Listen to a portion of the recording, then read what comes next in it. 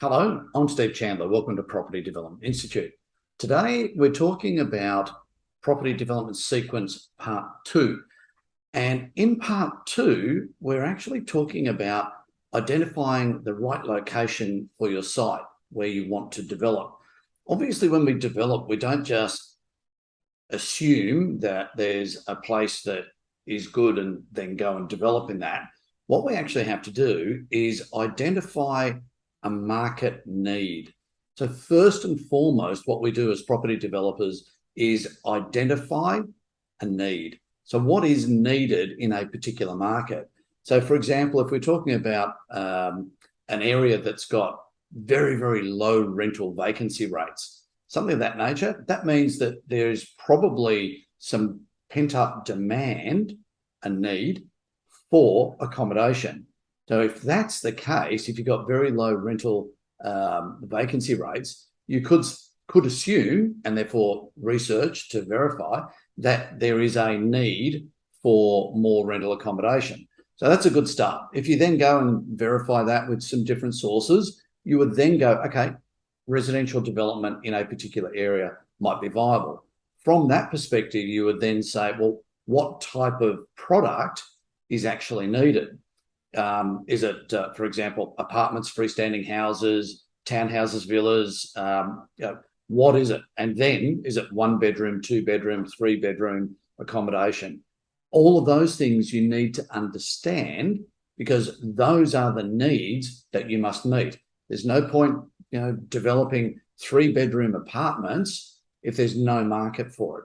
So if the market was only for people who want to live by themselves, then it's more like a 1 bedroom market, not a 3 bedroom. So understanding what that split, the market mix, if you like, of what 1s, 2s, and 3 bedrooms you might do, or in townhouses, 2 or 3 bedrooms, or in houses, freestanding houses, 3 bedroom, 4 bedroom, etc. All those type of things, you need to do your research. Once you've identified that need and you know what the product is that you need to create, then you would do your research on what the values are of similar products, what they're selling for in the market. So you can look at your revenue side and then look at an assumed site, just to pick a parcel of land that's zoned correctly in the relevant area that you're looking at, do an example feasibility on that site just to see whether it's actually viable to develop in that area.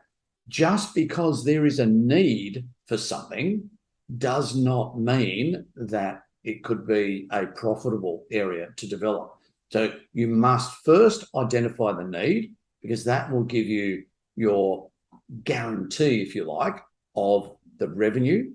And then you must look at the viability and look at all of your costs. So you've got your income, which is your revenue. You know what that's going to be.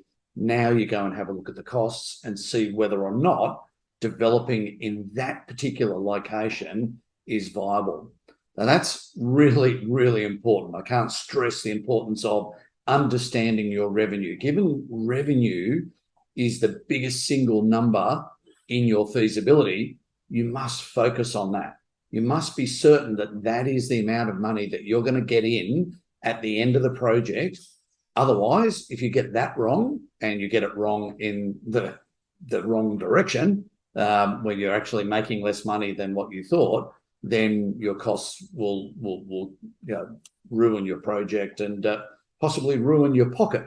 So what we always want to do as a developer is really, first and foremost, understand our revenue, understand that there is a need or demand for a particular product, and then we are going to supply that product into the market.